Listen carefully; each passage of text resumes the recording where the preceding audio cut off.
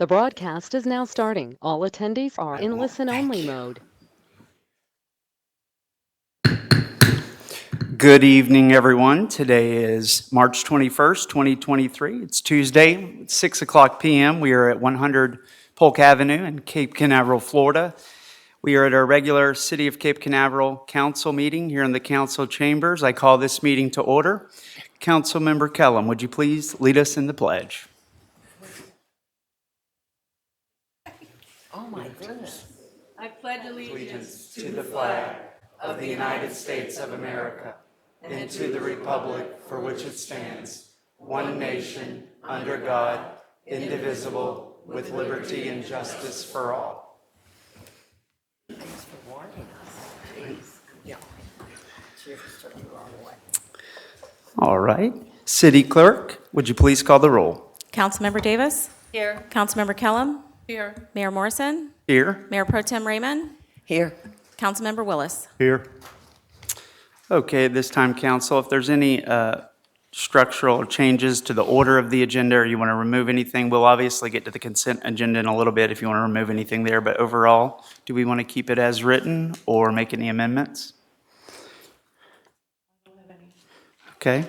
Make a motion to keep the agenda as written. I'll second. Got a motion by Councilmember Willis, got a second by Councilmember Davis to keep the agenda as written. City Clerk? Councilmember Davis? 4. Councilmember Kellum? 4. Mayor Morrison? 4. Mayor Pro Tem Raymond? 4. Councilmember Willis? 4. All right. And at this time, Excuse me. yes, Excuse me, Mayor. Mayor Pro Tem? You said that we would get to the consent agenda. I do have something that I would like to pull from that.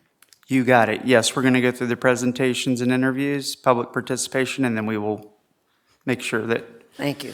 you're welcome. Okay, so at this time, yes, the presentations and interviews portion of our meeting, I just want to thank you all again for being here today. It's one of our monthly council meetings and a special one, and these presentations are things that I look forward to. And the first one we have here is a proclamation declaring April as Water Conservation Month to James Cannon, Intergovernmental Coordinator from the St. Johns River Water Management District. I have a proclamation here, and we will go down here. If you don't mind, we'll join at the podium, and I will present this to you. Thank you.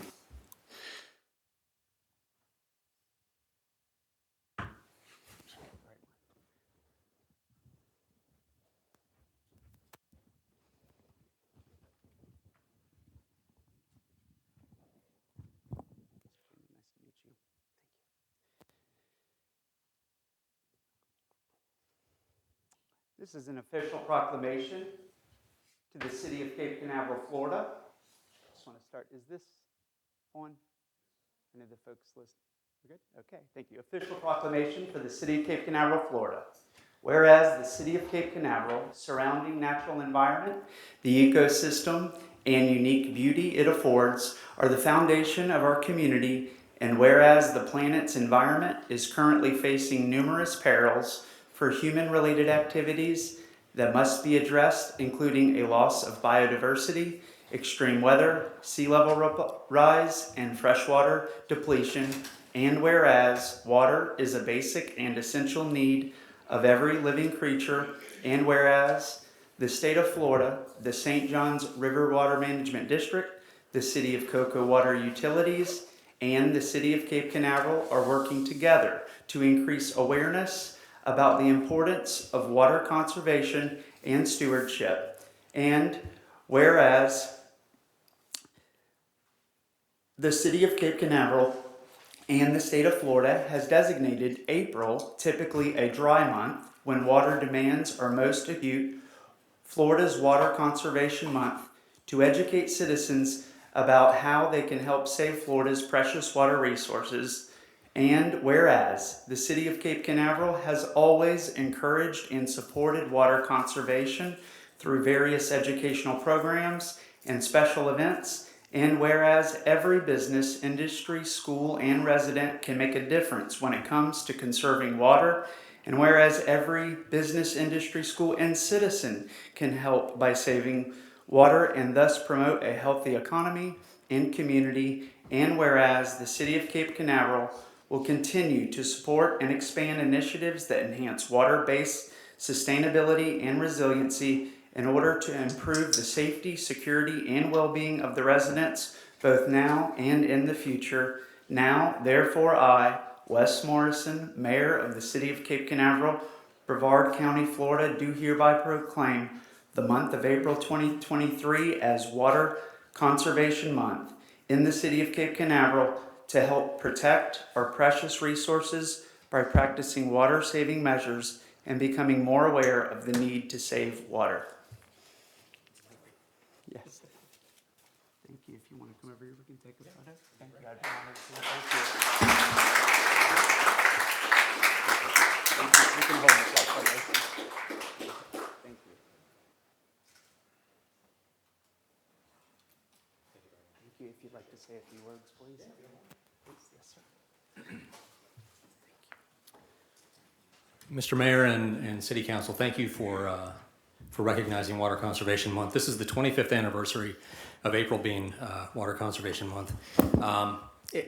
Obviously, it goes without saying that clean, available water is vital to everybody, especially here on Beachside. I mean, you have to make even more of an effort. Just some quick numbers to kind of drive home the point. If you have a faucet that leaks, that drips 1 second per minute, you can waste up to 3,000 gallons of water per year. If you have a shower head that drips every 3 seconds, you can waste up to 500 gallons a year. And then obviously you have toilet tanks, you have irrigation systems, you have outdoor spigots. All of this is really easy to fix, and it's not very costly, because when you're wasting water, you're paying for it. So it kind of makes sense to go back, check all your water outlets, make sure that you're not leaking, and then if they are, just remediate them. I mean, it's a couple of bucks, and it's going to save you in the long run, and it's going to do wonders for the state. But thank you all very much. Really appreciate it. Thank you.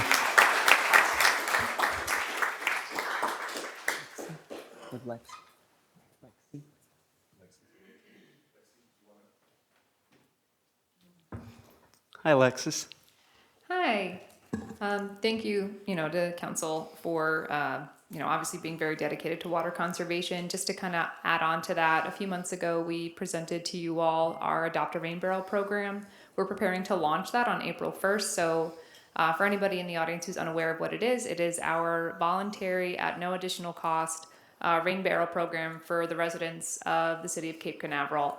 Rain barrels are a really great way to collect roof runoff and be able to use it for applications like rinsing your car, rinsing outdoor furniture, watering indoor and outdoor potted plants, raised garden beds, things that you maybe wouldn't be using reclaim irrigation for. So just kind of these small applications.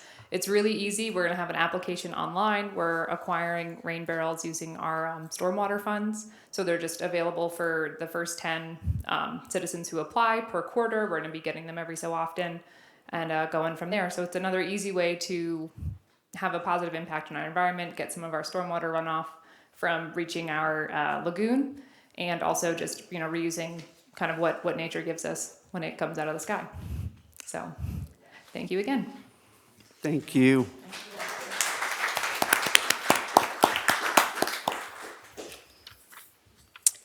Okay, great.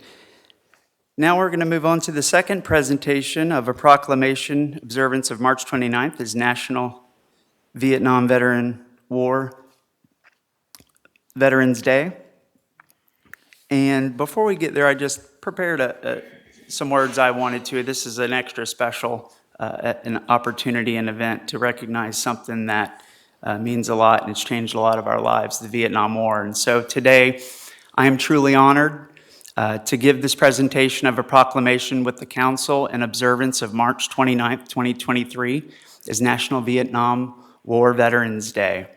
Vietnam significantly changed the lives of many, and that is why it is so important to remember the stories of those who fought, such as my great-uncle Gene, who never came home from Vietnam, and the other almost 60,000 of those who lost their lives or went missing in action.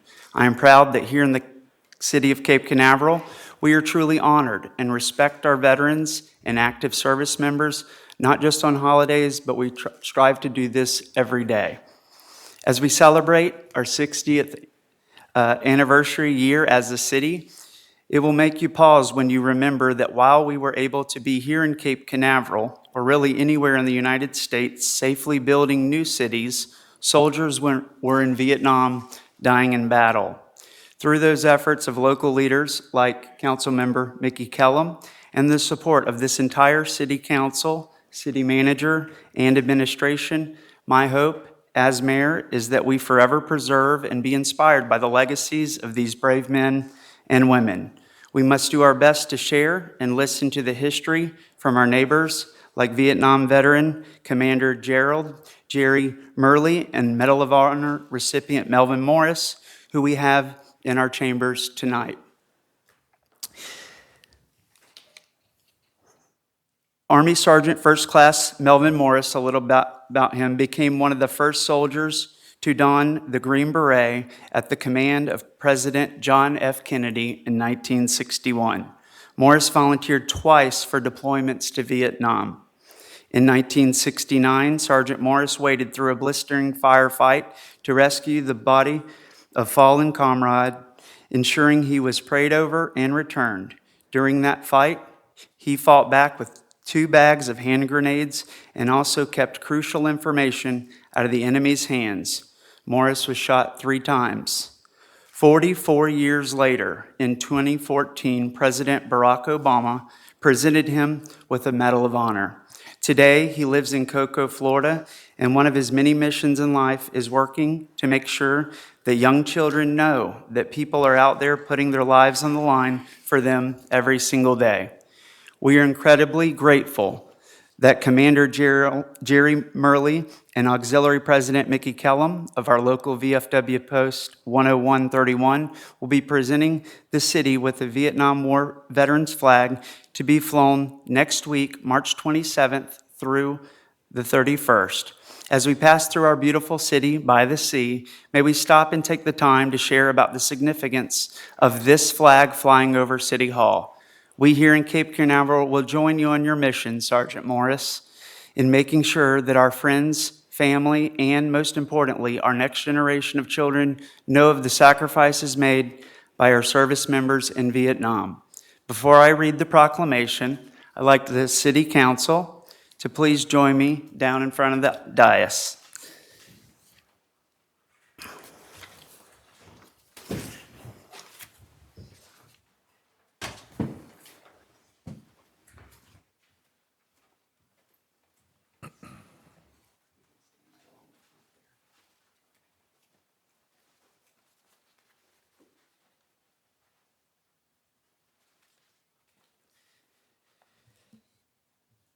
At this time, I would like to ask all of us to please stand in the audience as I invite our local VFW Commander, Jerry Murley, and United States Medal of Honor Vietnam veteran Melvin Morris to join me at the front. Gentlemen, we are extremely grateful for your service.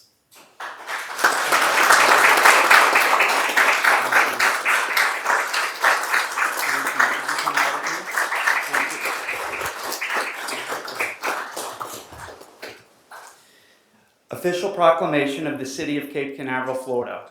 Whereas throughout the rich history of the United States, patriotic men and women have taken up arms and sworn an oath to defend our nation, establishing an honorable tradition of dedicated service. And whereas more than 3 million men and women served in the Vietnam War, with more than 58,000 making the ultimate sacrifice, more than 304,000 were wounded, and more than 1,500 are still missing in action.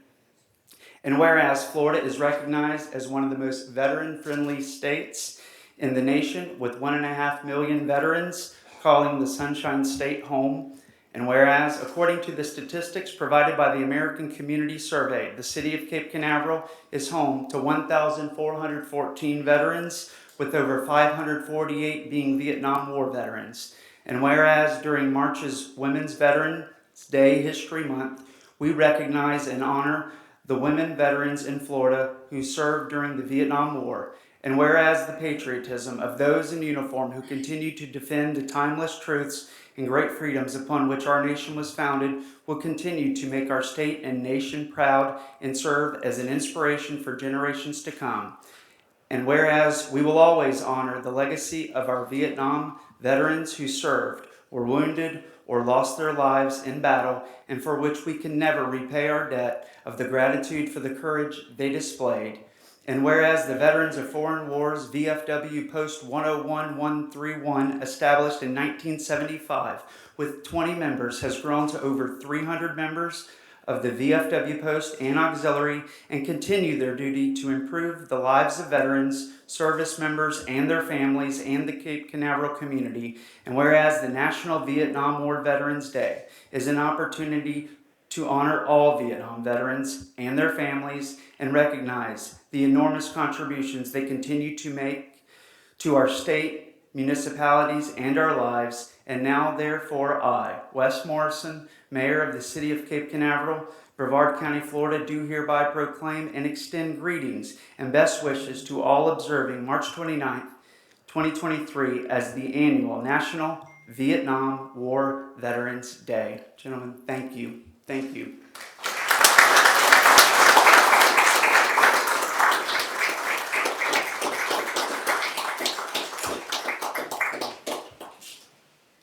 Council, y'all want to be in the middle, maybe come around on the side. We can keep them in the middle and take a photograph. Thank you, and I'll help you all. Thank you. I'll help you hold it there in the middle. Come on. Thank you. I was thinking. Got it? Oh.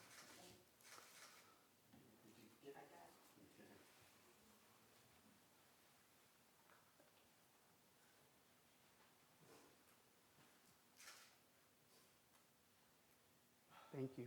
Oh, let me get one more receipt. Oh.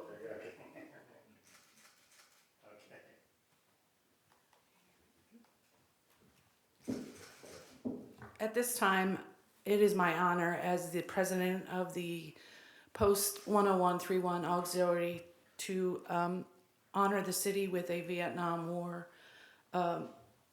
memorable flag, and I would be honored to give it to our Medal of Honor recipient to present it to the city.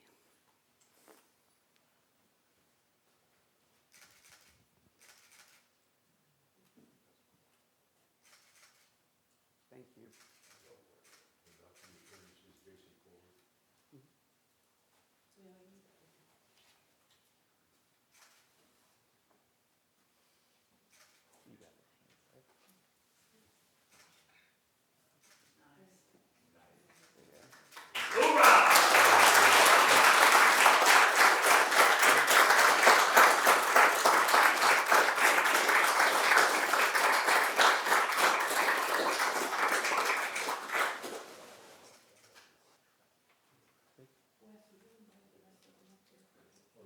All this are veterans. I'm going to tighten up a little bit. Thank you for being here.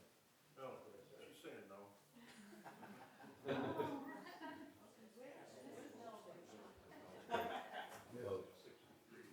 Wow. Nice to meet you. How they truly are born. I can't imagine.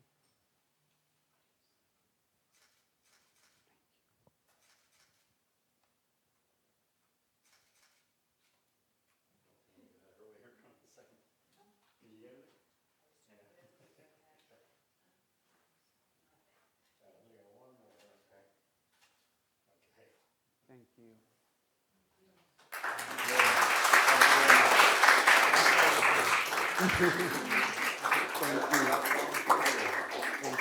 Thank you. I'll take care of it. Thank you very much. Thank you. Thank you. It was my pleasure. I appreciate you being here. Thank you. Thank you.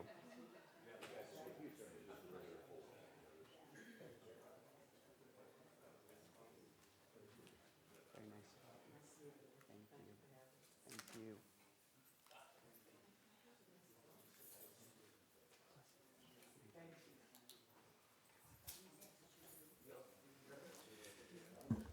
Thank you all. You may be seated. I appreciate your patience. No, you take it, and then I'm gonna get a frame for it for the dinner.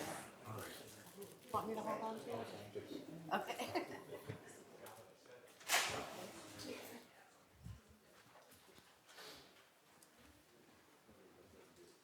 It's right here.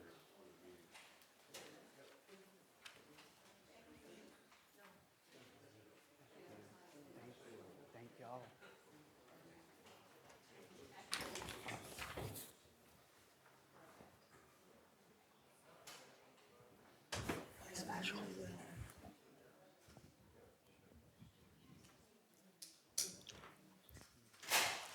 Oh.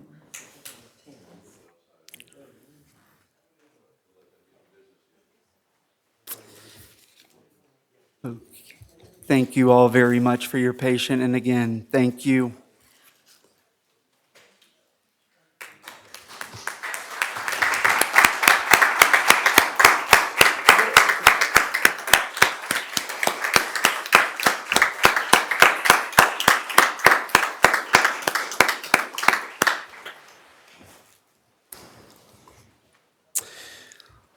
All right, well, thank you very much, council. We're ready. We'll go ahead and move on to the public participation portion of the meeting. This time, I do have a few cards. If you have not taken the time to fill out a card or you'd like to speak, please do so. They look like this back there, and hand it to our Sergeant-at-Arms, and we'll make sure you're heard. The first, for those of you that might be new to public speaking, we do have a light system up here. When the light goes green, you'll be given 3 minutes. Once it goes yellow, it's got about 30 more seconds, and we ask you to please stop at the 3-minute point, which is when it will go red. For those of you who are listening at home, if you'd like to speak, please raise your hand. I do have you here on the prompter, and I will be able to unmute you and allow you to speak. This time I don't see anyone, but I will keep a lookout. And the first card I have is Miss Sarah Salaski.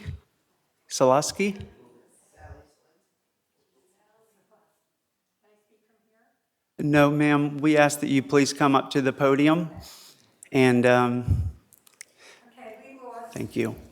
If you don't mind, is your name Miss Sarah Salaski? Salaski, Yes. And are you here in Cape Canaveral? yes, Thank you. yes, and we're here, and we lost our friend today, Bill Grover, who was hit by a car out here a month ago.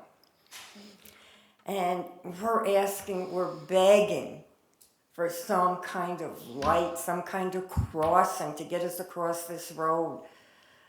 And that's basically what we're here for, is because so many people, so many young people have been hit crossing this road. Older people have been hit crossing this road. And we're just here begging for you, for somebody to get a light or a crosswalk, something that we can use to cross this road. Because everything is on the east side of the road, and we live on the west side of the road. The church is over there, so there's people coming and going to church. There's the 2 mobile home parks over there. There's 2 apartment complexes just opposite here. And we just really need a crosswalk. Thank you. Thank you.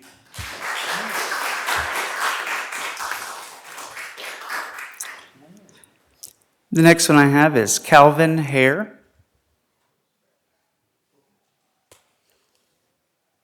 Calvin, if you don't mind, come on up. Hi, I'm also here in support of some type of crossover.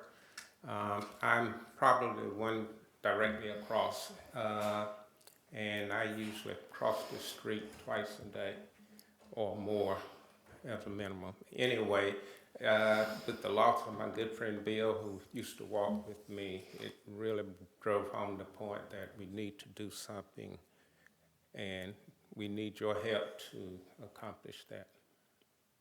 That's all. Thank you. Mr. Calvin, do y'all live, I would assume, right nearby here? Yes, straight across. Thank you.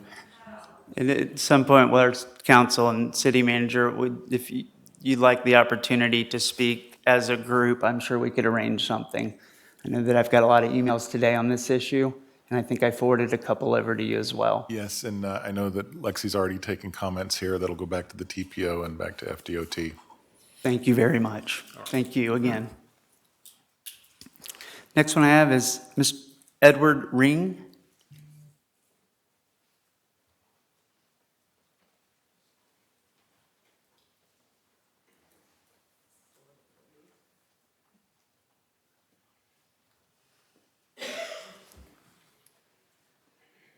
I'm here for the same reason as all of those people. And I think something should be done, but it hasn't been accomplished. Nothing has come of anything that I can see. I think it's about time somebody steps up and says, hey, we got a big problem. Thank you. Thank you.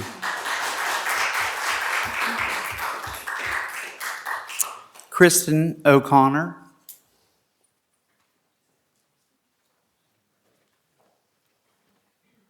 Hi, good afternoon. Hi. I live on this side of A1A, but I also had the privilege of knowing Bill. And Bill Grover also was a Vietnam veteran, I'd like to point out.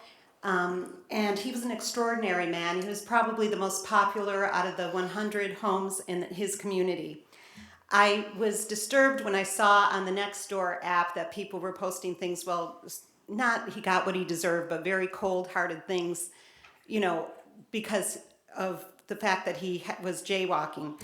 But then somebody else chimed in that he was a man, he had a family, he had children, he had a grandson, he was a veteran, he worked at Home Depot, and a lot of people respected him.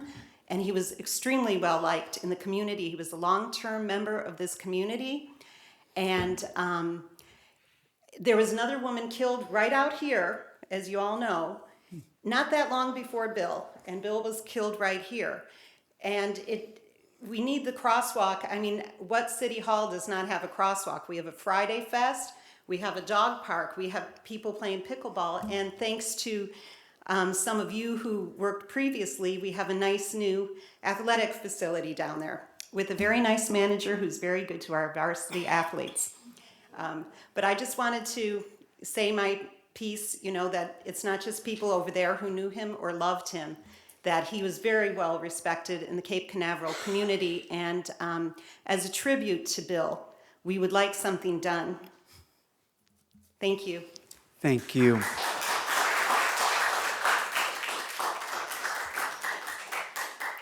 Cheryl Sims. I'm also a resident of Cape Canaveral. I live across the street. Bill was a good friend and neighbor. So yes, I'm in support for that, but definitely it's a safety issue, you know, and I'm sure you know of all the tragic deaths that have occurred on this road, just even in this stretch of road. So, you know, we've emailed the DOT before and asking for something because it is a state road. So that's my concern is more safety and slowing down the traffic, crosswalks, beacons, flashing yellow lights, something right in this area. The other question I had was I saw the addendums on the roundabout, option 1 and 2. I would like to know how far up that project's coming. Is it coming up past City Hall, not to City Hall, only to Cumberland's where they wanted the roundabout? And they have a light, and Buchanan has a light, but there's nothing to cross the street. And again, you promote City Hall, the library, everything's across the street. Friday Fest. We do take our lives in our hands trying to cross. And even at the crosswalks, I don't understand sometimes. We get the cross sign, but the people coming right have the green light to turn. And there's been a couple times where we've actually had to stop, or they've finally seen us, you know. I really, like I said, again, we need something, you know, up on this end or in this general facility, because I really don't want my friend's death to be in vain. Thank you. Thank you.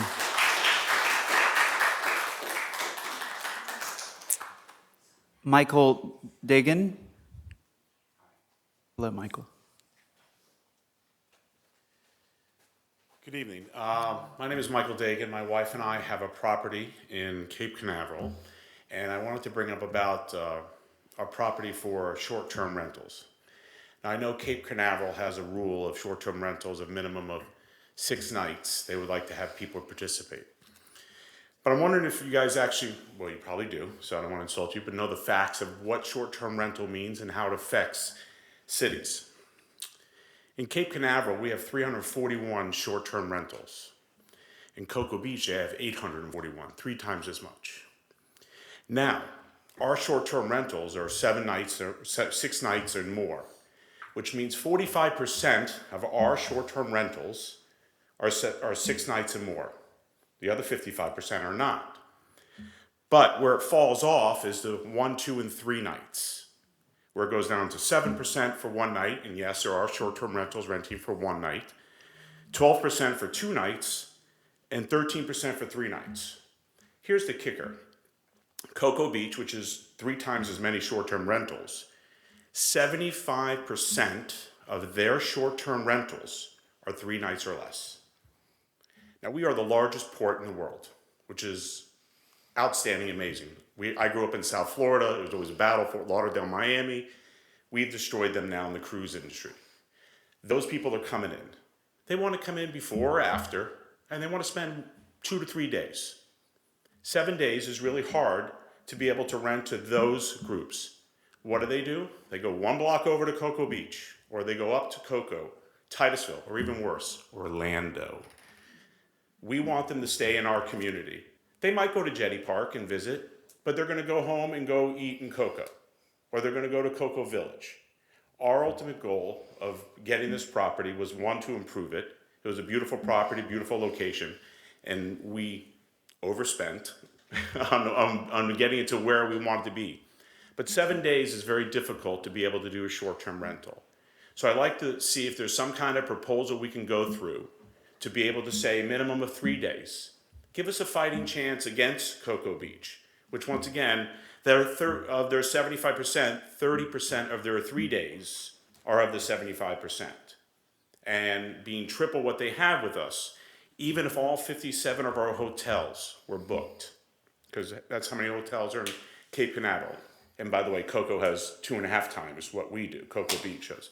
But even if all 57 hotels were booked, they're not going to stay here because we have the 7-day or 6-night minimum. They're going to go right over to Cocoa Beach, and that's going to pick up the overflow, therefore losing money for ourselves, therefore not paying tax bills for that, as well as not being able to have people go to the local restaurants and bars. Thank you. Thank you.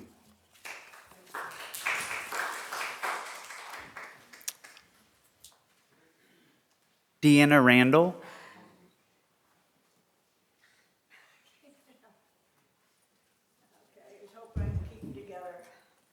I'm Deanna Randall, and I stay with my mom, who's a snowbird, at the same place all these lovely folks are. My mom's 86. She's been a snowbird in this community at Hitching Post Road for 19 years. 2.5 years ago, she lost my dad, the lover of her life, after 68 years together. The absolute main thing, I'm serious about this, keeping her going, is coming to Florida since my dad died to get away from the cold and snow up north and to go dancing at Ellie Mae's Tiki Bar. I'd be willing to bet any of you she could dance any of you over the table or under the table. We always walk to Ellie Mae's because she doesn't drive. You should be glad for that. And I don't drink and drive. The only way to walk to Ellie Mae's is to cross to Cumberland Farms and then to cross at the light that's now going toward what's now the Sassy Spoon.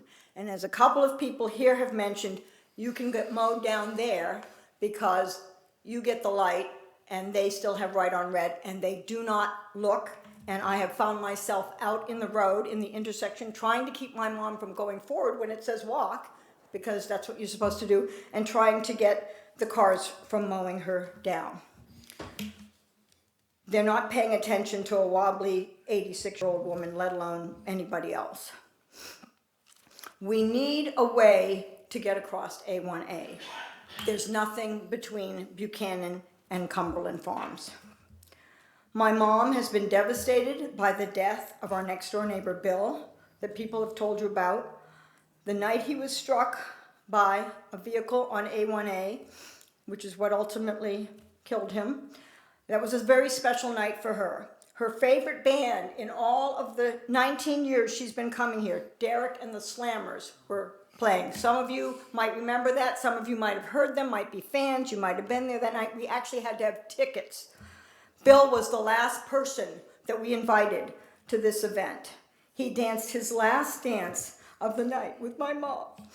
And we never imagined it would be the last dance of his life. So please, can you tell us?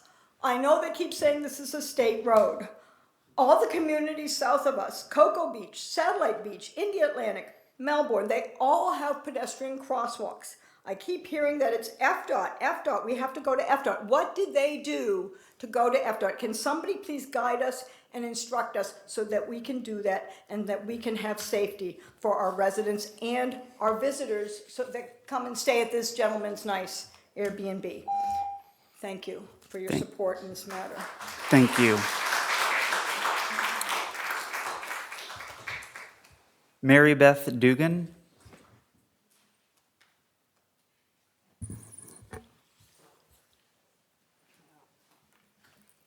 Hi, my name is Mary Beth Duggan, and now that Dee made me cry, I don't know if I can do this, but I'm going to try. We've all come on behalf of our community in Cape Canaveral, which we love. Today, the Seashells community, better known as Hitching Post Trailer Ranch, suffered a tragic loss. Our dear friend Bill, friend and family, I should say, lost his battle to A1A. He was hit weeks ago crossing what we all know to be no short of a death trap.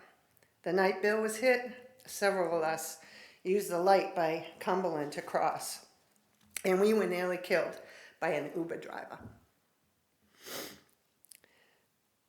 There are no safe measures to cross this road. There just aren't. No matter which way we shake it, whether there's a light, whether there's not, there's just no safe measures. We love our community. I know you do too, Mr. Mayor, and I know you guys do too, because I know you're in support of doing whatever it takes, because I read your letter that you wrote expeditely. We in our community support it through taxes, tourism. Our own families patronize local businesses and events such as Friday Fest. We participate in Friday Fest. We set up booths. We need to know how many more lives will this interstate and the city of Cape Canaveral allow before expedited action is taken, and how we can help. Every beautiful beach town across Florida has crosswalks and little lights that you press that people have to stop through the main thoroughways. We should be no different. Our lives matter. Our families and our friends' lives matter.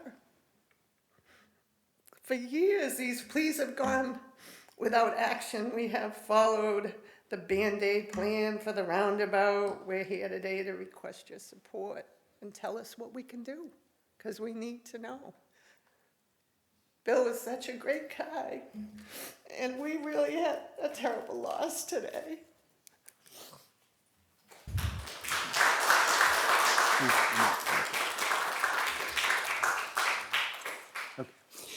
That's all I have for the cards. I'm just going to check online and make sure no one has requested to speak. I don't see anyone. And with that, yes, Mayor Pro Tem Raymond. I have to speak on this. I'm Angela, and I think most of you have seen me. I usually ride a bike and walk, and I do that almost every day. I'm not doing it right now because I have a blood clot, but I just want to tell you that you'll see me in 3 months doing this. But I live at Slan on the River, and we have one gentleman there who has been hit at the corner of A1A and Center 4 times. 4 times. Several of our residents have been hit at the crosswalk.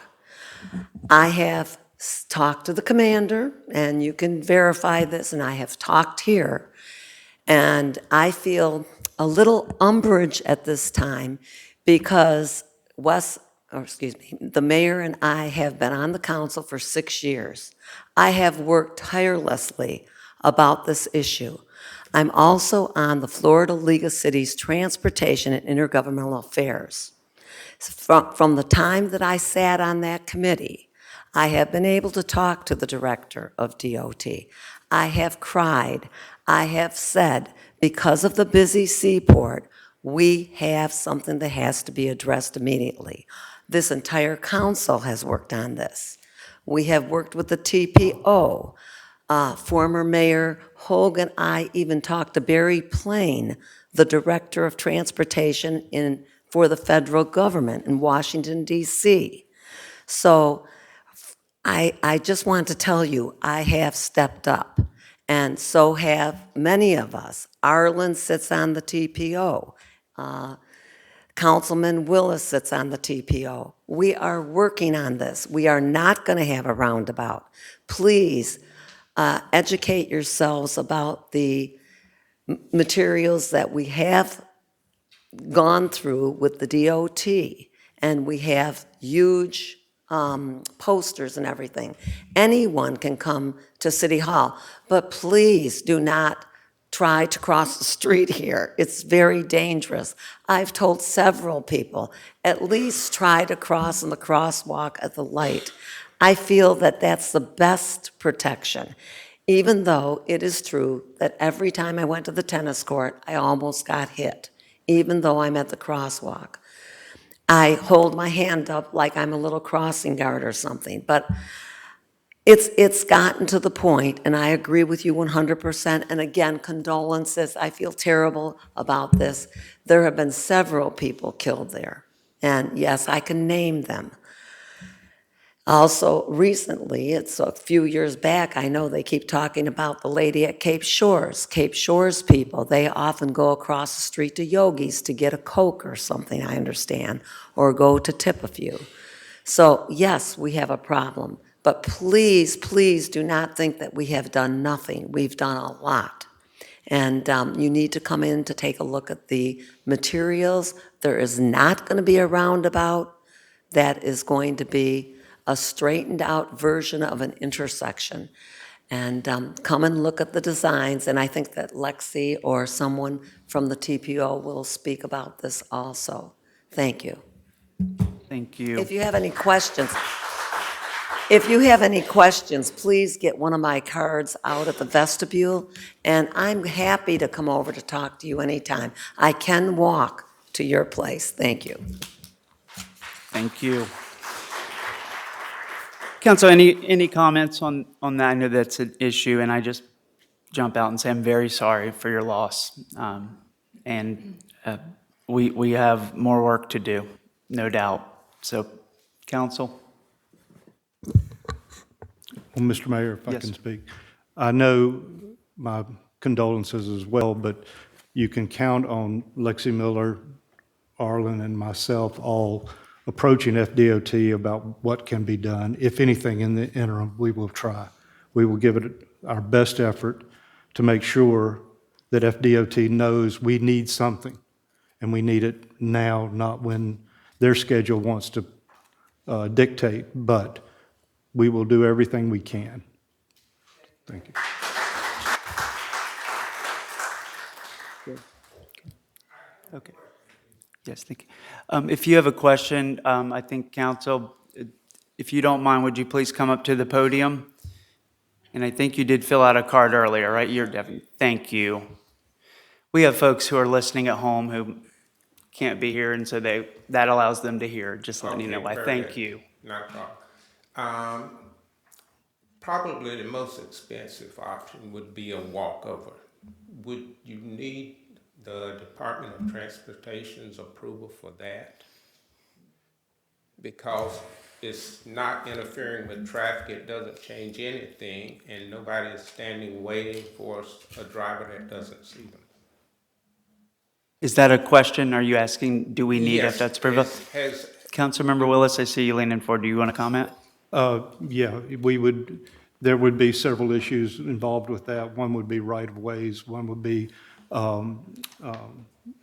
accessibility for handicapped. So there would be a lot of things to determine what could be done there.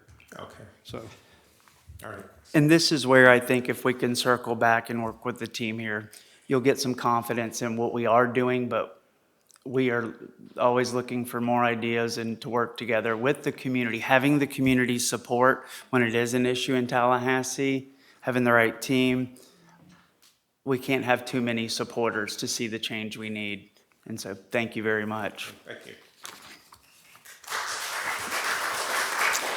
Okay, well, if I missed a card, I like to do this. There was a big stack up here. Please let me raise your hand or just come forward if you intended to speak or filled out a card. Seeing, I don't think I missed any. Again, none here online. And with that, I will go ahead and close the public participation portion of the meeting. Council, we are now at the consent agenda. We're at 6:46 p.m. This time, I think Mayor Pro Tem Raymond, you had mentioned pulling something. Yes, I'd like to pull item number 2, please. Okay. Any other items, council, that we would like to pull to discuss before voting in? Okay. All right. Item number 2 is pulled. I'll be looking for a motion to approve the remaining items on the consent agenda. I make a motion, we approve consent agenda items 1, 3, and 4. I'll second. Got a motion by Councilmember Willis, got a second by Councilmember Kellum to approve consent agenda items 1, 3, and 4. Any further discussion, council? City Clerk? Councilmember Davis. Councilmember Kellum. 4. Mayor Morrison. 4. Mayor Pro Tem Raymond. 4. Councilmember Willis. 4. Items passed 5-0. Councilmember Raymond, item number 2. I just think that I know I really respect Kimley Horn. I respect the work that they've done for our city. However, I just think I will be remiss if I don't say what's really in my heart. I am very much against golf carts, and I really worry about golf carts on our city streets. The presidential streets are a different animal compared to North Atlantic. When I go down North Atlantic, and I go down North Atlantic often, I see trucks, I see people crossing the street, walkers, as well as bike riders, and I worry because I see people going 45, sometimes 50, and I try to get my speed down to 25, which is posted. I think that I am very much against golf carts on North Atlantic. I think it's a dangerous situation. I worry I see more and more accidents occurring in Vieira, even though in Vieira they have special golf cart paths. They're not on the streets. So I'm concerned every time that I voted in the 6 years that I've been on this council, my first priority is always safety and security for our residents. And I have talked to a lot of people about this, and a lot of residents are very much against golf carts on our streets. They think it's a dangerous situation. And I can't help, I just, as I said, I have to say what's really in my heart on this, and I'm very worried about this. The map is all right except for North Atlantic. Plus the fact, I think that once people start using their golf carts, and I know they're registered, they're going to have their license or their insurance. However, they are not allowed to cross A1A because it's dangerous. Obviously, we've just heard again how dangerous it is to cross A1A. And I just think that people will continue to do it. I know I heard from a resident today, and she tells me that there's a man that comes to walk his dogs behind Puerto del Rio every day. He has 4 or 5 dogs, and he comes between 7 and 8 a.m. And he has a golf cart, and he has 4 or 5 of the dogs in the golf cart and lets them run behind Puerto del Rio. I don't understand how he is getting across the street there with the golf cart and the dogs. I mean, I have trouble just walking across with my bike. And I know that those are all no to cross A1A, and that's on the map for Center and Buchanan, International Drive, and Central, West Central, East Central. So I just don't understand, even if this does go through, how those things are going to be enforced. People do what they want to do. And I know a lot of people, I think I've seen people at night with golf carts crossing A1A. So we have trouble enforcing the law from people coming from 528 going 60 miles per hour, nearly running us down when we're going 45. So I'm very concerned, so I just needed to say this. I'm going to vote against this ordinance and resolution because of safety and security. Thank you. Thank you, Mayor Pro Tem. Councilmember Davis. Yes, I just want to say I agree totally with Mayor Pro Tem Raymond. I am very concerned about the safety of golf carts. We can put all the restrictions we want. We can say kids can't go, you have to have a driver's license, you can't go into the port, you can't cross A1A, you can't do this shit, but that doesn't mean they're going to follow it. They're going to have issues, they're going to cross A1A, and we think it's tough walking or riding your bike. They'll be going into the port because they're going to want to go into the restaurants. And so that's going to cause issues for the port and with the traffic, with the cruise ships. So that's also another concern. And everybody that I have spoken to does not want the golf carts. And I am in agreement that it is unsafe on North Atlantic. So I am also against golf carts. And I am concerned about enforcing golf carts and what it's going to put on the sheriff's office as well. So I am against golf carts as well. Thank you. Council, any other Yes. comments? Yes, Councilmember Kellum. Yes, I have a couple comments. When we first, we've been at this for a while, and you were against it, Pro Tem, until we had a safety study, and we have a safety study, and Kimley and Horn has said it's safe on the streets that will be designated. The ordinance itself covers every single thing that you could think of that would make the golf carts safe. I think as an alternative mode of transportation, it's important for our city and our resiliency plan and sustainability. I think it's good for older people that can't ride a bike to get around safely around their neighborhood to library, community center, City Hall. We had a safety study, and we spent a lot of money on that. And they're the experts, and they say it's safe. I think that we have gone above and beyond to make it safe. Right now, we have electric bikes on the sidewalks that are going way faster than golf carts. We have golf carts on the sidewalks that don't need to be on the sidewalks. I think if we just do it correctly and enforce it where we can, people are going to do things they're not supposed to do, but you can't outlaw everything. And there's people that are crossing A1A, and they have a state tag. So does the state tag make that golf cart any safer than a tag that would come from our city? I don't see how if we're going to ban golf carts or not allow golf carts, we need to ban all golf carts because they're not any safer with the state tag on them than they are with our local tag. So, are you going to ban all golf carts? And the electric bikes are way more dangerous. And if we could, we're working on getting them off the road with bike pass, electric bike pass.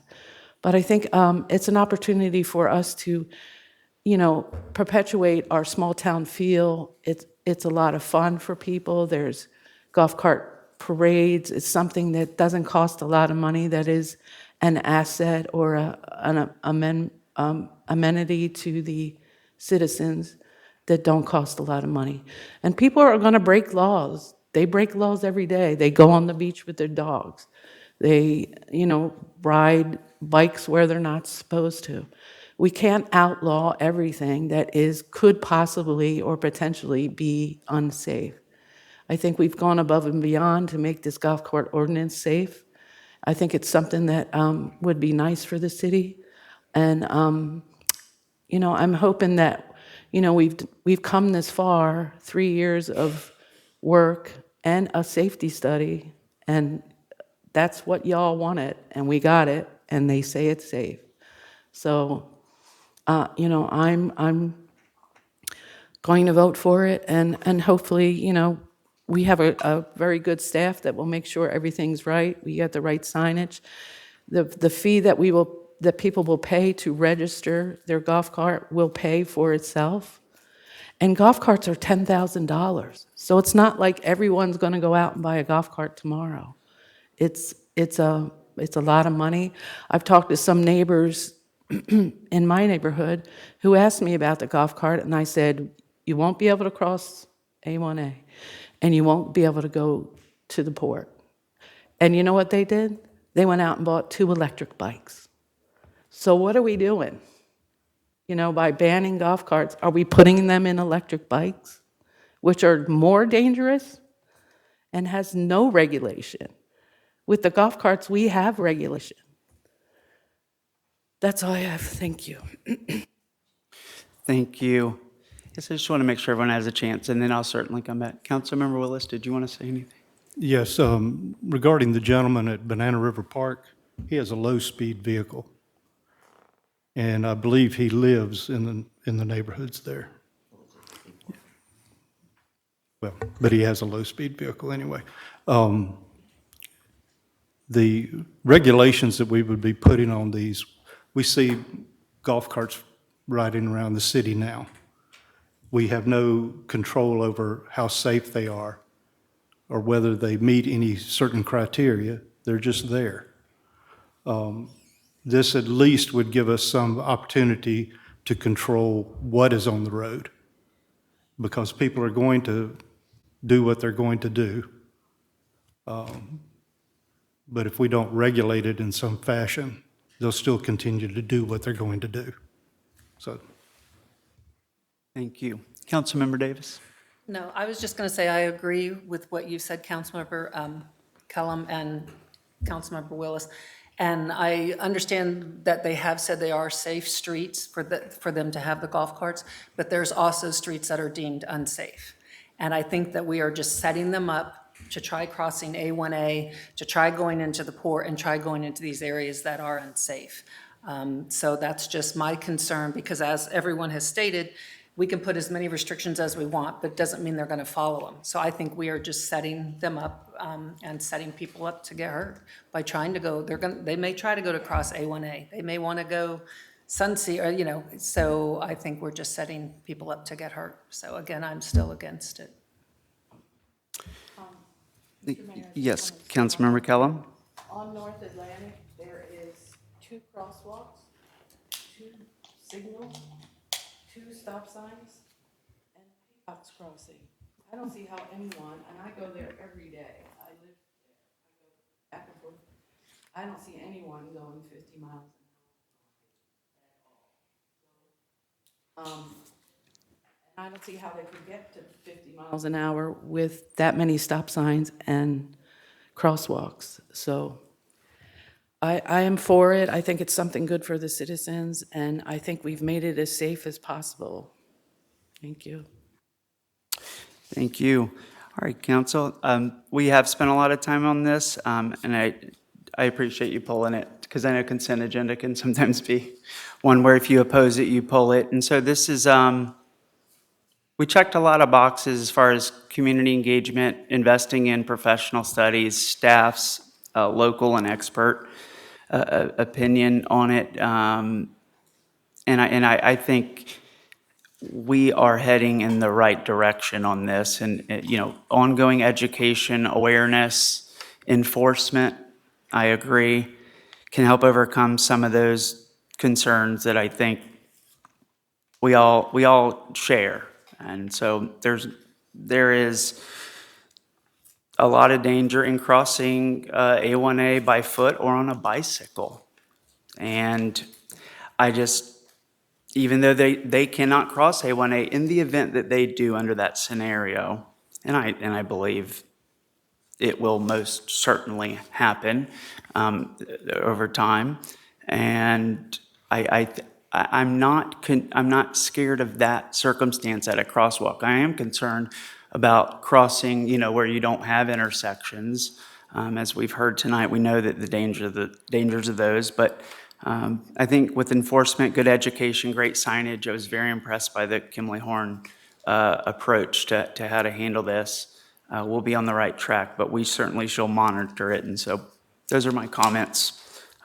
With that, if there's not anything else, Councilmember or Mayor Pro Tem Raymond, I know you pulled this. Do you have any final comments? Definitely not. I said what I need to say. I'm very concerned, and I have to admit, and if the police are here, I have gone 45 on North Atlantic, I'll admit it, and when I check it, it can go up very quickly, and then I slow down, of course, and I see the sign 25, and I say, oh my God, my foot is getting heavy. But anyway, I have to admit I have, and it's easy to do on the straightaway. So, sorry, but I am still concerned, and I will vote against it. Thank you. Thank you. Okay. I'd like to call the vote, Mayor. Okay. Looking for a motion? I make a motion that we adopt resolution number 2023-03.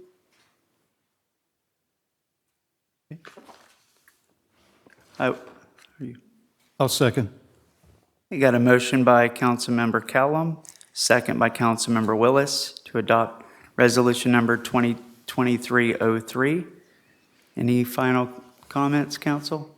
This is just voting for the safety study, correct? I will ask the person making the motion. Adopting a map. I'm sorry? This is adopting the map. Pursuant to the Gulf Cart ordinance, this resolution proposes to adopt the Gulf Cart network map and authorize the use of golf carts on the network map. All right, thank you. Yep. Any other comments, council? Okay, city clerk? Councilmember Davis? Against. Councilmember Kellum? For. Mayor Morrison? 4. Mayor Pro Tem Raymond? Against. Councilmember Willis? 4. All right, resolution number 2023-03 passes 3-2. Mayor, may I address next Please. steps for this, just because I think that Yes, sir. may be Please. interested. I spoke with the Community Development Department today about the next steps, which are a fee resolution. We need to know how much we're charging for this. And that's going to be brought back to council, and also a registration schedule window. Community Development Department feels confident that all that can be gathered by late April for a presentation in May at the council meeting. That's great. Council, any questions on that?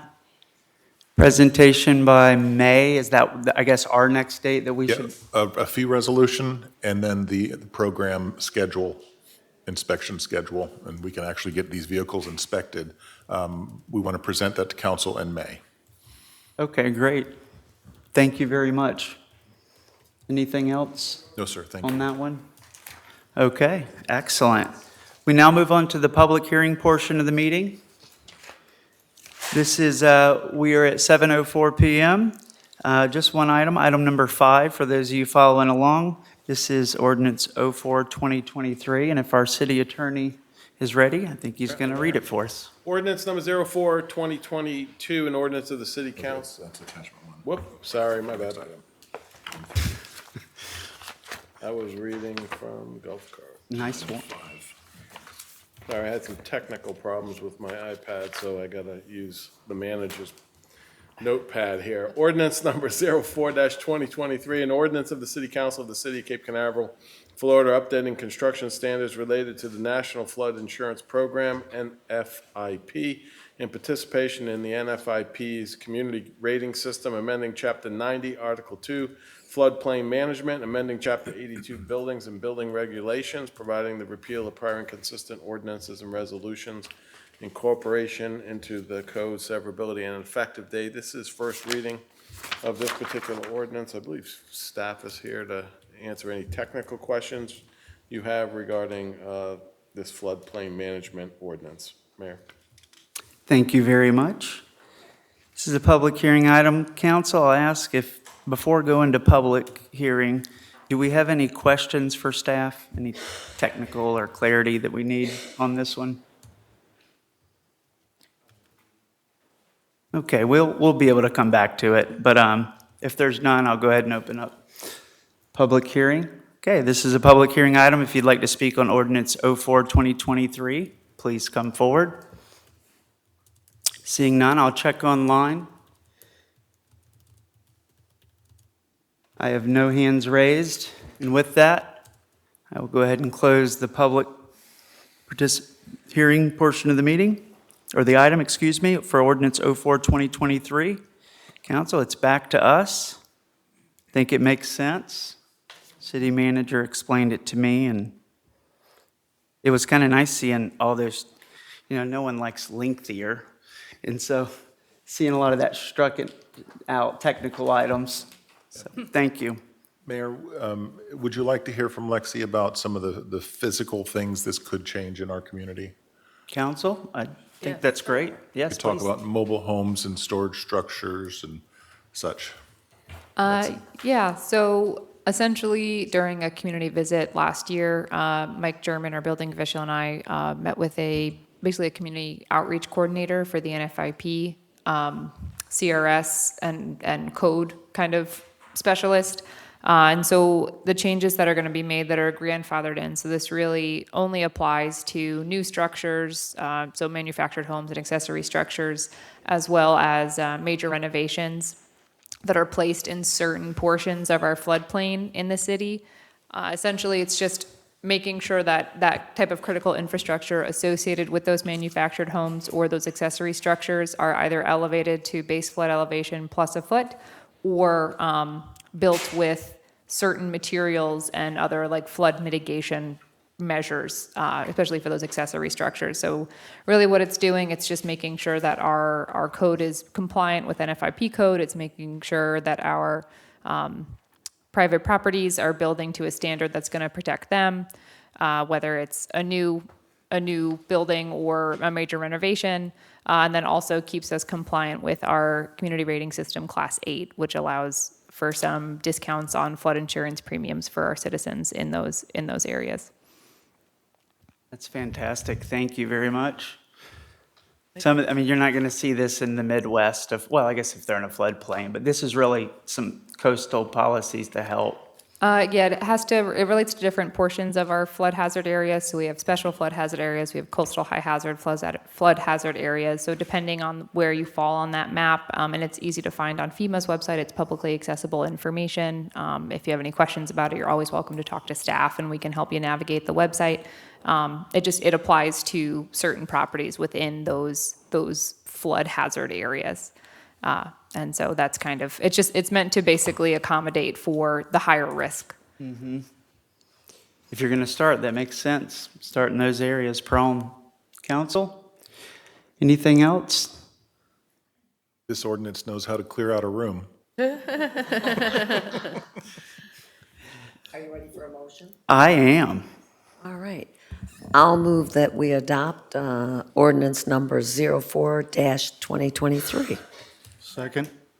I got a motion by Mayor Pro Tem and a second by, I think. Councilmember Willis for ordinance number 04-2023. Any further final comments? Seeing none, City Clerk? Councilmember Davis. 4. Councilmember Kellum. 4. Mayor Morrison. 4. Mayor Pro Tem Raymond. 4. Councilmember Willis. 4. Okay, great. Great. Thank you very much. Okay, thank you. So we are now moving on to items for discussion. We have 2 tonight. The first one, item number 6, is discuss tasking Jason Steele, City of Cape Canaveral legislative legislative advocate to work towards repeal for clarification on Senate Bill 4D and relief of insurance premium increases for Florida homeowners. This was submitted by Councilmember Willis. Councilmember, you have the Yes. floor. Thank you, Mr. Mayor. We have a fairly lengthy summary there, and I'm sure you've all studied it and read it intently because we're all paying for insurance premiums that are rapidly rising. But first I wanted to thank the Condo Association Board for Porto Del Rio and Dr. Shannon Roberts and Solana for helping put together some of these issues and some of the facts and the problems that we're going to be facing with this bill. And what I would like to see is Jason Steele working with us and maybe also contacting Roger Kasselbach, who is the Space Coast Condominium Association lobbyist, to aid with that. But we're looking at a lot of restrictions coming down on HOAs, condo associations, that are going to increase their reserves that they are mandated to have, which really are not pertinent, in my opinion. And we also are going to be seeing insurance increases based upon an unfortunate incident that happened in South Florida with a high-rise, the Champlain Towers collapse in Surfside. We in Cape Canaveral restrict the vertical development, and to be penalizing communities, beachside communities that are not the large metropolitan areas, if we're lumped in the same categories with them, if the HOAs and condo associations that are practicing good management are penalized in the same fashions that others that don't follow the particular rules or guidelines, I think that is inflicting undue cost on sensible and reliable people. So I would like to have Jason Steele work towards repeal of SB 4D, or at least make some alterations to it, and whatever contacts he needs, I've got them. I've got a file folder full of suggestions, ideas, and people to get in touch with. So I'd be happy to forward any of that to him. He probably knows everything we need to work on as it is. But just as an example, on the insurance premiums, our condo association has, I think last year paid $168,000 in insurance premiums, and this year it's going up over $700,000. Mm-hmm. So we're getting hit. And it's not just going to be condos. Homeowners are going to be hit as well. So something needs to be done. Thank you. And I think I was sent an email by, and I think you were on it as well, obviously, from the Porto Del Rio president, Mr. Michael Hartman. Yeah. And he specified, and you just led some of this, but he had asked that, hey, make sure this gets into the record. And I think this message is to, Representative Soroy, Mayfield, basically, Yeah. Randy Fine, all of those. He's not saying it's our battle, but if it's a short email, if you don't mind, I'd like to read it. No. But I think it's important for municipalities to also jump in and let their voices be heard as as a collective, we're looking out for a lot of people here in Cape Canaveral. Yes, we certainly have a role to play. As we're, I think, heading up here soon, I'll be up there towards the end. And this message is very clear, and he broke down some of the numbers, but his message was, please amend House Bill 1395 to repeal Senate Bill 4D. The 172 condo owners at Porta del Rio condominiums in Cape Canaveral are already struggling with inflation and rising insurance rates. Our insurance increased this year, as Councilmember Willis said, from $205,000 to $728,000. Our other operating expenses increased by approximately another $80,000. Thank you for pulling that up, City Clerk. We are responsible condo owners and include preventative maintenance and capital expenditures in our budget to keep our property and buildings in first-class shape. The mandates created under Senate Bill 40 are another example of government dictating how the people have to live their lives. And then he gives a message there too. Looks like a party, the Republicans. But I get the $205,000 to $728,000, and then, you know, rewarding good behavior is what we should be doing. And, Yes. and I get that. And so I think I'd like to hear from the council, but that Porta del Rio is one of, every condo is going to be impacted by this, I would imagine, right? And I don't know much about the process, but I'd like to hear from the council. Yes, Mayor Pro Tem Raymond? Ours did not go up quite so much this year. Please don't tell anybody. We do work with an insurance agent that I'll share his name. But what I'd like to say, I am part of the advocacy committee, and I do have the priorities, and I am going up for legislative days to Tallahassee, April 3rd, 4th, and 5th, and I will be meeting with our different representatives. And right now, I am very actively opposing some of the bills and supporting others. But I just want to say that I think this has to go through a lot of steps and definitely needs many amendments, because we are not the same by any means as what's going on in Miami and some of the places in South Florida. So definitely, I think that there will be a lot of amendments. I don't think that people need to panic right now. I think they need to be aware. And I'm sure we have a lot of intelligent people in Tallahassee. And some of them also live in condominiums. I don't think that anyone or any city could hire enough people to enforce a law such as this.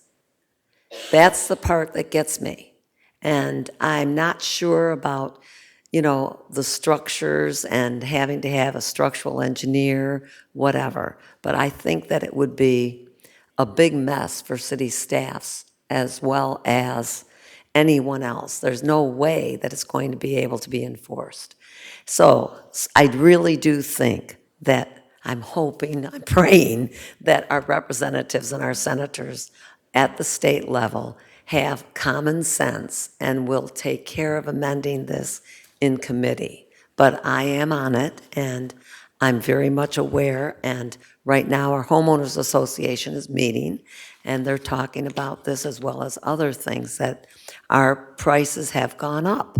It's very difficult, just like it's very difficult for many homeowners in houses paying some of the insurance. And I know I've heard from a lot of constituents, and people are having a hard time paying their bills because of this insurance. Something does have to be done, and it has to be done now. And I'm hoping that our legislators will take care of it now, not next year, now. Thank you. Mr. Mayor? Yes. I noticed you're looking at the map. Is there any way we could pull that up so anybody that is watching might be able to? It's the last page of the agenda item. I think it would be in the packet. There you It go. is. I mean, that just represents all the condominiums and high-rise, well, not high-rise, but five-story, above three-story buildings in Cape Canaveral. But to Mayor Pro Tem Raymond's comment about their insurance, you have what, 4 buildings? 5. We have 11, so they're there's the difference, but, yeah. Yeah, it That's is. a lot. You're not telling me anything I don't know. But I think there's things that we could do, or that the legislation could do. There's plenty of ideas out there to make it more advantageous to follow the rules, to do good accounting for these HOAs and for the maintenance.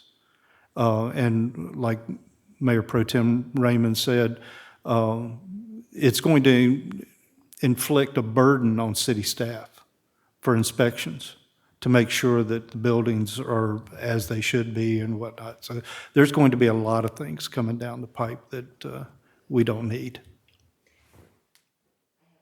The other comment that I have, looking at this map, the people that live in the condos probably account for half of the population of Cape Canaveral? 40%? I don't know exactly, but what I'm saying, that accounts for a lot of people in Cape Canaveral. So it is a major concern for our city. David, I mean, you and I were talking about, 5,000 properties. I can't remember the percentage way back, but do you know roughly what the condo I guess makeup my is? question, Councilmember Willis, do you have a unit count that within those areas shown in red? Did we include that information? Yeah, I could probably give it to you in just, let me do some quick Okay, calculations. I thought maybe it was right there at your fingertips. No. we have 80 units at Solana on the River. Yeah. And Solana Lakes, how many do you have, Arlen? Yeah, please come forward if you don't mind. While you're coming up, and I know that we're kind of, this is a discussion item, we're working through it. Yeah, I think knowing that local data, it will be helpful talking points for us. Well, we have for Cape Canaveral. 16 units in each building, 11 buildings, so 170 some units. Yeah. And I do have a comment card from, there you go, Dr. Roberts as well on this item. Yes, Mr. DeBlau. Okay, yeah, Arlen DeBlau, I'm from 8931 Lake Drive, Cape Canaveral, Solana Lake. We have 192 residents there. I'm also a director on the Space Coast Condo Association, working with Roger and everyone else on that. And this House Bill 1395 is going to be, if you don't send the letters tonight, they're not going to get it, because this is going to be held at 12 o'clock tomorrow in Tallahassee. And another thing, that no one up in Tallahassee, none of our representatives up there own a condo. That is another thing. They don't understand what we are going through with the structural engineers and all this other stuff. There's no way we can go through and look at every wire and every pipe in a building, concrete buildings. You can't do that. So that is hopefully going to be changed. The reserve part is supposed to be done by December 31st of 24. Now, right now, they're working on that up there. Roger Kesselback is working on that with another group to extend that 2 years. It's just too fast. We don't have enough structural engineers in the county or in the state to do this. No way. So that's just wanted to add that. That's where they're at. It's moving fast. They don't understand the situation. We've been trying to inform them, but to no avail. I appreciate you helping us track the bill there. I haven't looked at, it goes to a committee tomorrow, or it's on the floor tomorrow for a vote? It's okay. It's committee. So, I mean, Development, subcommittee tomorrow at 12 o'clock, right. it's important to try to, if you're going to do something before then, because that's obviously one of the stepping stones they got to get through, so. Right. Okay. All right, thank you.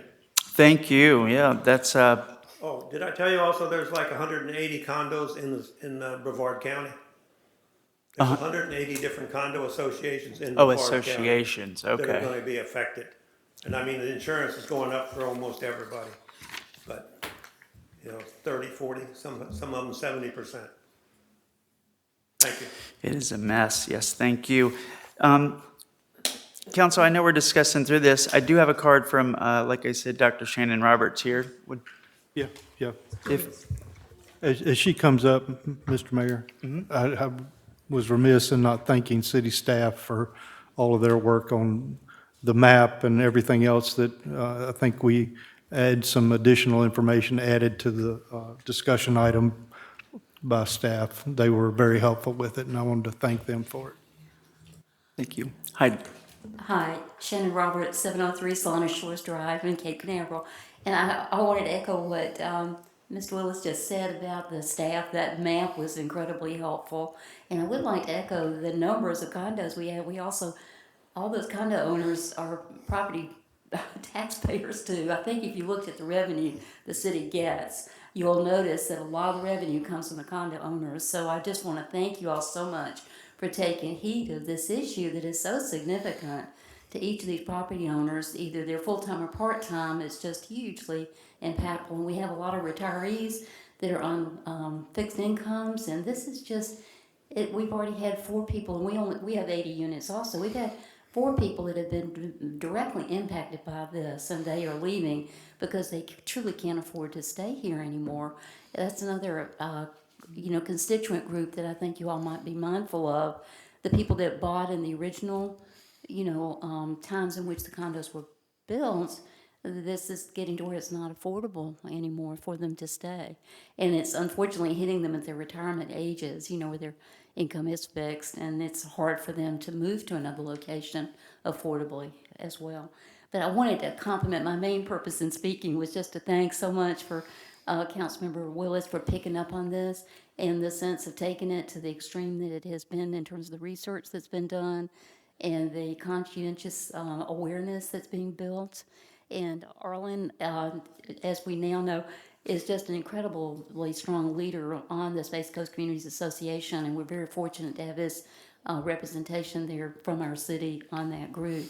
But my main purpose in speaking was just to thank you all so much for addressing this, because I think the percentage of the city's population is hugely impacted by this. And as you pointed, it's a 3-mile from the coastline that comes all the way over, the city, and it's 3 stories and above. But at the same time, we know that all homeowners, as you all have mentioned, are being affected by the issues that are associated with construction, insurance, etc. So thank you very much. Really appreciate the city addressing this. We're also trying to get the Space Coast Association of Realtors to be more knowledgeable of it as well, if I could mention that, because in both the seller and the buyer, they need to be aware of this, and they're held accountable in disclosing this information as part of that transaction process. So I just want to mention we're also trying to make them aware of this as well. Thank you. Thank you. Okay, I don't have any other public comment cards. Still don't see hand raised. Councilmember Willis, back to you. And I know we were looking over to you. I've always said 50-60% of the city's condos, but that was based off, I think, something you and I talked about 4 years ago, or 3 or 4 years. Yeah, I'd be happy to. I think between Kyle and I'm very confident we can have a number to you, to the council, very quickly. We'll make it a priority. I'll Thank drive you. around town and count them. The property appraiser, it was weird how they went about it, the approach he took. He had to extract out, and I just remember they got really close, but I think it is, when you look at all the counties in Florida, I think Cape Canaveral has got to be one of the higher condo to single family home ratio, your percentage of condos. Yes, yes. Without seeing the data, that's what I see. So anyways, Councilmember Willis, back here to you, sir. Yes, I just want to be sure that we get in touch with Jason Steele and relay to him that we need this and need this done quickly, and bring as much pressure as we possibly can. I know everyone that is impacted is sending emails or letters to our state representatives and Senator Mayfield, but we've got to put all the pressure on we can. So, because the negative impacts are going to be tremendous, because you're going to see condos being sold and not being purchased. because of the insurance rates, and there's assessments coming down on a lot of condo owners. And that's going to restrict how they sell them, if they can sell them. So, That's a very valid concern, and if you take it that next step, who's going to be buying these properties? That's the question you should also ask is, I know who's buying a lot of the single-family and duplex units that come available in the city of Cape Canaveral. Makes sense that they would probably be looking at these units as well. Mayor, if I could, I'll be the one communicating with Mr. Steele, and he and I spoke about this last week and a few other things. He's already received a copy of this agenda item, so he knows it's being discussed tonight. What would be helpful for our boots on the ground is a motion from this council, and I just want to make sure that motion, I'm not sure, are we requesting that he vote to repeal or amend, or both? I would prefer repeal. That could be a very simple motion then, Mayor. And I would request a motion for that. So the request is for them to repeal it. To work to repeal it, yes. Okay. Yeah. 2022, yeah, I think okay. Yeah. And so, Todd, you getting a motion to communicate to Jason that position of the city Yes, on sir. this particular issue? Okay, great. Looking for a motion. I'll make a motion to task Jason Steele with repealing Senate Bill 4D. I'll second it. Got a motion by Councilmember Willis, second by Mayor Pro Tem Raymond. City Clerk, did you hear that? I did. Okay. Any other discussion, council? All right. City Clerk, please call the roll. Councilmember Davis. 4. Councilmember Kellum. 4. Mayor Morrison. 4. Mayor Pro Tem Raymond. 4. Councilmember Willis. 4. Okay. Motion passes 5-0 on that discussion item. Thank you for the clarification. You're good? Yes, sir. Thank you very much. Got one more discussion item. We're at 7:31 PM. Discuss Parks and Recreation and Community Affairs Department participation in bicycle safety certification provided by the Space Coast TPO. This is another one submitted by Councilmember Willis. This is item number 7 on the agenda. Councilmember Willis. Yes, at the last Friday Fest, I invited the Space Coast TPO Community Outreach to come and do a booth at Friday Fest where they fitted and gave away over 65 bicycle helmets to anyone that walked up and needed one.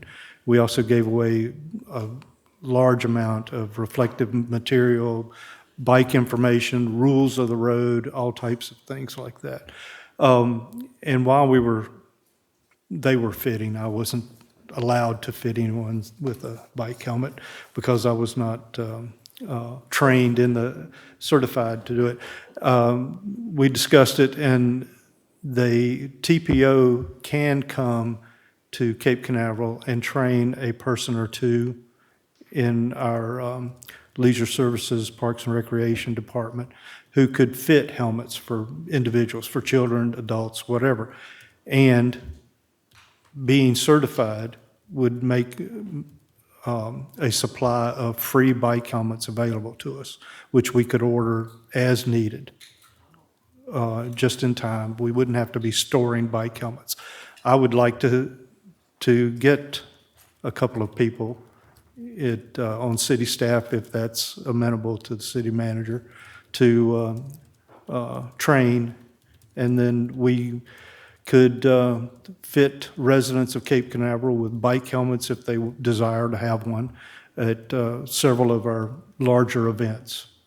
It wouldn't necessarily be every Friday Fest or every other large event, but a couple of times a year. And I mean, it's just, to me, if they're available to us free, we need to get as many as we can for our people here in Cape Canaveral. Thank you. Mr. Mayor? Council? Yes. Councilmember Kellum? Oh, Dave? Councilmember Willis, would they be able to go to the school, Cape View, and do a helmet thing there? Yes, yes. I think it's a great idea. Just a quick comment.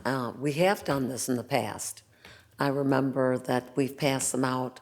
I think it was a Friday Fest, and I think we did it during Halloween one year, because I remember passing them out to several children. So we have done this through Parks and Recreation in the past, and I think it's a great idea. And I would like to, since Councilman Cullen brought it up, I would like to see us do something too about the electric bikes. And I don't know if the electric bike people wear helmets or not. I never noticed that, but I doubt it. Thank you. Thank you. Yes, I think if we're going to be as bikeable and as walkable as we can, education is a huge part of that. And this is having the inventory. It's an excellent idea. Being able to get it to the schools, marketing that, selling that, telling citizens that, hey, we take bikeable so serious that we have in-house capabilities to train, and partnered with those organizations. So thank you for bringing this forward. I think it's excellent. And just like all the multimodal new technologies are going to keep coming, I think we will win and at least be able to mitigate through education. And, obviously designing the city is a huge part, being universal, making it accessible, is mobile friendly, ADA friendly. Did I say that right? Universal? Universal design? Universal design, thank you. And then, incorporating how we move in that design I'm learning a lot about it, and I think this is great, so thank you. Mayor, if I could add. Please. I have discussed this with Molly, Director of PRSA Department, and she said they can easily accommodate having staff accredited to do this. We think it'd be a great community building safety activity, initially targeted for the community center. We can also outreach to the school. One thing I do want to ask about, though, is we want to coordinate with BCSO because they previously hosted something similar called a bike rodeo event, and we don't want to step on any toes, so we want to coordinate and not duplicate. So we'll work through that internally. But I believe I see the consensus on council here to move forward with that, Mayor. Yes, and some more ideas maybe for another discussion on how to add on and to create, education and opportunities for people to learn. So this is kind of a first step to some other ideas I was thinking about, but for another day. So yes, I think that's accurate. I think we would like to move forward with having a couple or whatever I think the city manager deems necessary to meet the demand. Yeah. And great, maybe Thank we'll you. all get certified. I did that. I did it one year over at Manatee Park. I don't know if it was staff or them, but I have a big head, so it was it was tough. But I'd never done that. I'm like, what do you mean you fit a helmet? You just go put a helmet on, and I learned a lot. So thank you. That, Councilmember Willis, did you get through everything you wanted with that discussion item? Yes, we can get more than bike helmets.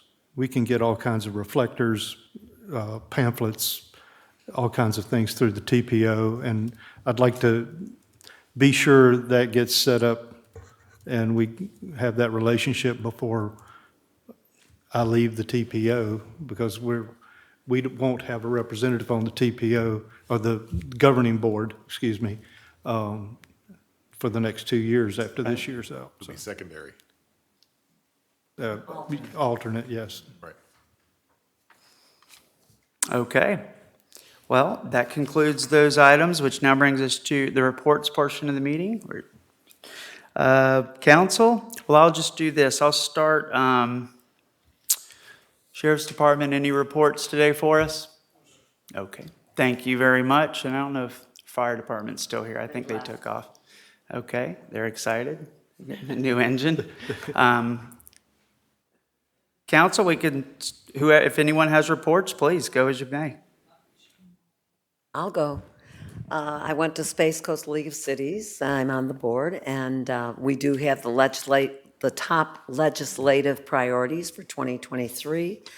And I have been on the advocacy committee. And as I said, I'm going up to Tallahassee the 3rd, 4th, and 5th.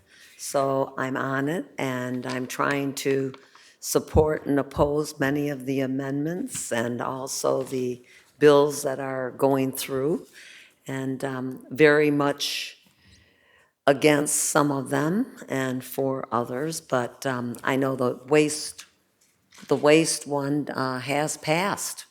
It did pass the committee. I think it was 12-5. That's unfortunate. I do think that the cities really need to pay attention to a lot of the things going on because it's very serious. And as I said, I will be up there, and I do have some friends who are representatives, and I will be speaking to them there. Also, transportation, I will have an opportunity to talk to Jeff Branch and the people on transportation. And of course, you know that I'm very much in favor of accessible housing, and it is an issue. And right now, I understand that a one-bedroom unit is about $1,200. And I know in the paper they talked about the one-bedroom units that I think that they're building over in Rock Ledge, $1,800 for a one-bedroom unit. And this is getting to be ridiculous because these are people who work in the service industry and they just don't have the money. And then again, our retirees who live in the condos on fixed incomes. I have no idea where we can go. And it really is a big issue. But we need to be aware of that and talk to people as we go along about some of these things. And as I said, I will be going up and trying my hardest to talk to different representatives. But everybody needs to be doing the same thing. Thank you. Thank you. Yes. Mr. Mayor, just wanted to make everybody aware that I'm going to be doing another Coffee with a Cop on April 3rd, Monday, April 3rd, from 9 to 10 at Banana River Park. And it has, participation has increased quite a bit on these, and we've fielded a lot of good concerns and questions in these meetings. And so I would like to get that out and just let everybody know that we'll be doing it at the Banana River Park on April 3rd. Thank you. Thank you. Councilmember Davis? Yes, I've also been participating in the Space Coast League of Cities, and I will be going to Tallahassee as well with Mayor Pro Tem Raymond. There are, again, things that we are against that we will be discussing and meeting with people. Also, you know, I had recently spoke to City Manager Jason Steele to look at the waste management, so it's unfortunate that that passed. And I'm also looking for doing things for the ADA, people with disabilities, and presenting some of that at the retreat. So if you have any ideas that you could give me, I'd love to hear them and add them. Thank you. Councilmember Kella? Yes, excuse me. I would like to thank the staff who put together that awesome proclamation for the Vietnam veterans. It's very important that they never really got the welcome home that they deserved, and this is an important event. So thank you, staff, for putting that together. And I'm looking forward to the strategic planning and tackling all the problems that we've heard about and moving on with some projects. So I'm looking forward to that. Thank you, Mayor. Thank you. And my reports are, yeah, I will be up in Tallahassee as well, and looking forward to trying to consolidate and like to meet with the city manager before I part and make sure we're all on this same page and supporting where I can, be a unified voice on the things we believe in and try to make the change.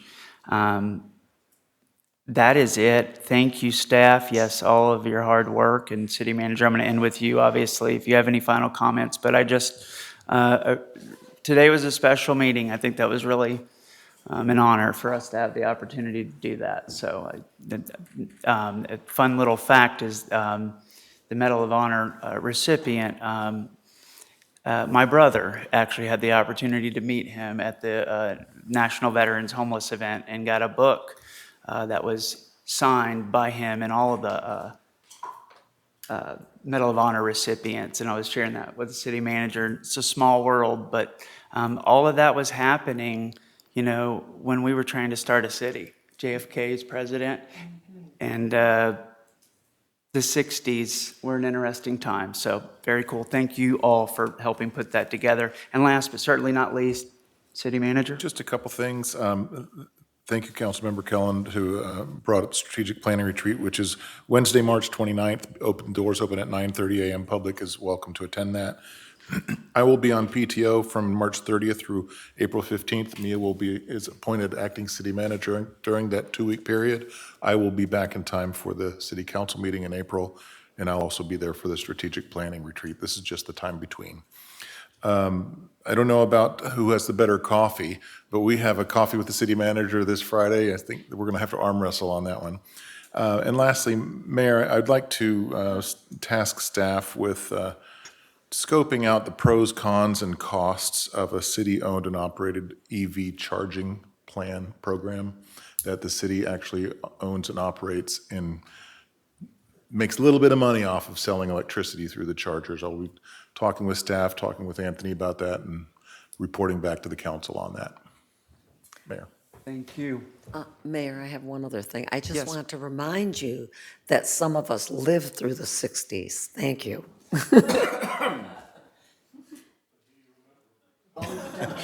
Well, I don't know where our finance director is, but in the spirit of socks, I did wear my JFK socks tonight. They're a goofy gift item that was given to me, so there's the proof. Okay. So I'm wearing the 60s on my feet there. Awesome. Did you get what you needed? Yes, Todd? thank you. Thank you all very much, and with that, I'll go ahead and adjourn. Congratulations.